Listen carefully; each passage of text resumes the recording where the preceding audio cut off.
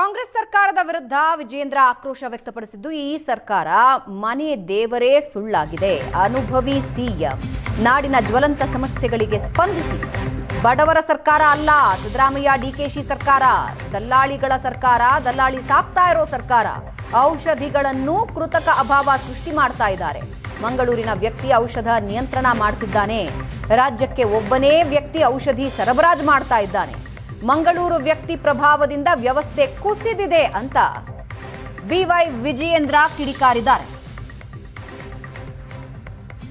ರಾಜ್ಯದಲ್ಲಿ ಅನೇಕ ಜ್ವಲಂತ ಸಮಸ್ಯೆಗಳು ನಮ್ಮನ್ನ ಕಾಡ್ತಾ ಇದೆ. ಆದ್ರೆ ಸಮಸ್ಯೆಗಳಿಗೆ ಪರಿಹಾರವನ್ನ ಕಂಡುಕೊಳ್ತಕ್ಕಂತ ಒಂದು ಇಚ್ಛಾಶಕ್ತಿ, ರಾಜ್ಯದ ಜ್ವಲಂತ ಸಮಸ್ಯೆಗಳಿಗೆ ಏನು ಪರಿಹಾರನ ಕೊಡಬೇಕು, ಈ ಸಮಸ್ಯೆಗಳಿಗೆ ಉತ್ತರವನ್ನ ಕಂಡುಕೊಳ್ತಕ್ಕಂತ ಮನೋಭಾವನೆಯೂ ಕೂಡ ರಾಜ್ಯ ಸರ್ಕಾರಕ್ಕೆ ಇಲ್ಲ ಅನ್ನೋದು ಸ್ಪಷ್ಟವಾಗಿ ಇವತ್ತು ಗೋಚರ ಆಗ್ತಾ ಇದೆ. ಎಲ್ಲಾ ಸಮಸ್ಯೆಗಳಿಗೂ ಕೂಡ ಕಾಂಗ್ರೆಸ್ ಸರ್ಕಾರದ ಒಂದು ನಿರ್ಲಕ್ಷ್ಯ ಧೋರಣೆ ಇವತ್ತು ನಾಡಿನ ಪ್ರತಿಯೊಬ್ಬರಿಗೂ ಕೂಡ ಚಿಂತೆಗೆ ಈಡು ಮಾಡಿದೆ. ಏನೇ ಸಮಸ್ಯೆಗಳು ಬಂದರೂ ಸಹ ಹಿಂದಿನ ಬಿಜೆಪಿ ಸರ್ಕಾರವನ್ನ ದೂರುವಂತದ್ದು, ಯಾವುದೇ ಸಮಸ್ಯೆ ಬಂದರೂ ಸಹ ಕೇಂದ್ರ ಸರ್ಕಾರದ ಮೇಲೆ ಜವಾಬ್ದಾರಿಯನ್ನ ಹಾಕುವಂತದ್ದು, ಮತ್ತೆ ತನ್ನ ಒಂದು ಜವಾಬ್ದಾರಿ ಸ್ಥಾನದಿಂದ ನುಣುಚಿಕೊಳ್ಳುವಂತ ಒಂದು ಷಡ್ಯಂತ್ರ ಕುತಂತ್ರ ಸಿದ್ದರಾಮಯ್ಯ ನೇತೃತ್ವದ ಕಾಂಗ್ರೆಸ್ ಸರ್ಕಾರ ಕಳೆದ 3 ವರ್ಷಗಳಿಂದ ನಿರಂತರವಾಗಿ ಮಾಡ್ಕೊಂಡು ಬರ್ತಾ ಇದೆ. ಸುಳ್ಳು ಹೇಳೋದು ಬಿಟ್ರೆ ಇನ್ನೇನು ಕೂಡ ಅವ್ರು ಮಾಡೋದಕ್ಕೆ ಸಾಧನೆ ಆಗಿಲ್ಲ, ಇನ್ನೇನು ಕೂಡ ಮಾಡೋದಕ್ಕಾಗಿಲ್ಲ ಅವ್ರ ಕೈ.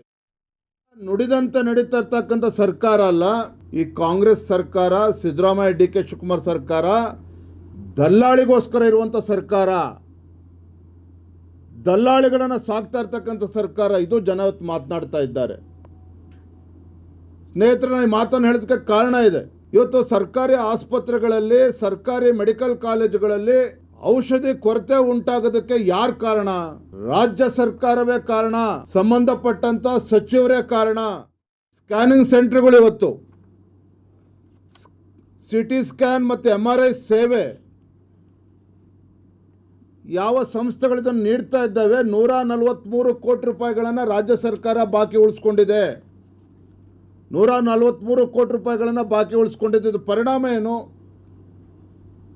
ಗ್ರಾಮೀಣ ಭಾಗದಲ್ಲಿ ಅಥವಾ ನಗರದಲ್ಲಿರ್ತಕ್ಕಂಥ ಬಡವರು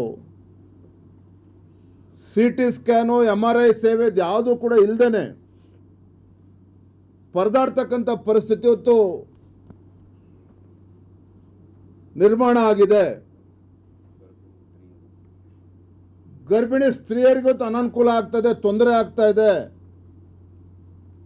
ಮತ್ತೊಂದು ಕಡೆ ವೈದ್ಯರು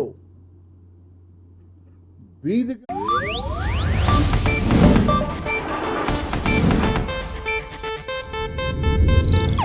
ಇದು ಏಷ್ಯಾನೆಟ್ ನ್ಯೂಸ್ ನೆಟ್ವರ್ಕ್ ಪ್ರಸ್ತುತಿ.